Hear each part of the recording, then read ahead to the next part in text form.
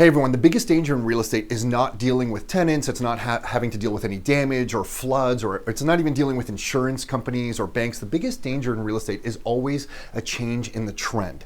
And right now in Canada, we have a magical mix of ingredients. We have high population growth and we have low interest rates. We have those low interest rates, by the way, for all the wrong reasons, but we have them. And when you have low interest rates, a low cost of money and high population growth, it's naturally going to drive up the demand for real estate and then ultimately the price of real estate. So things are looking good and we think that's going to continue for some time.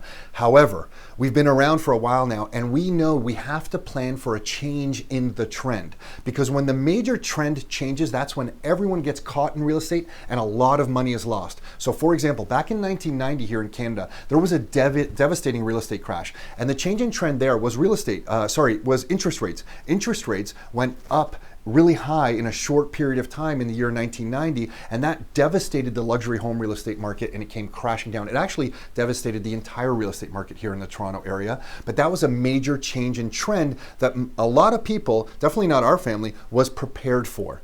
The next major trend I can give you an example of was in 2008 in the US. Leading up to that period, property prices could do no harm in the US. Interest rates were really low, access to credit was really easy, everybody was buying properties. The US Federal Reserve Chairman even came out and said real estate is looking good, it probably will never come down again, or something to that effect.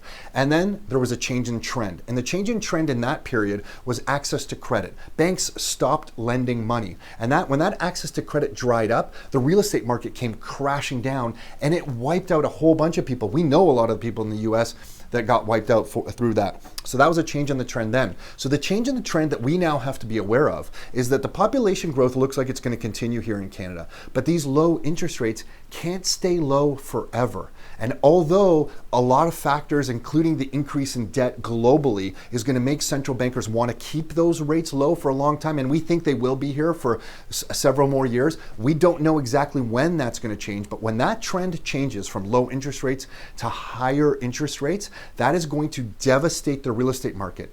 And that's why we believe even today that buying just based on appreciation alone is not the right move, that we all have to buy for cash flow. And that means we have to get creative. We have to go to different parts of the GTA and the Golden Horseshoe. And maybe you're not getting a single rental, or maybe you're getting a two unit or a student rental, or doing some creative strategies on the property to increase the rent. And that's why we believe you need to do that kind of stuff to survive a change in the trend. You want to buy for cash flow even today, because when that trend change happens, it's going to catch a lot of people. And if you're buying properties only for appreciation and you don't have an income component to justify your expenses or higher than your expenses, you're going to get caught, and a lot of people will, and a lot of money will be lost. So hopefully that gives you something to think about. Until next time, your life, your terms.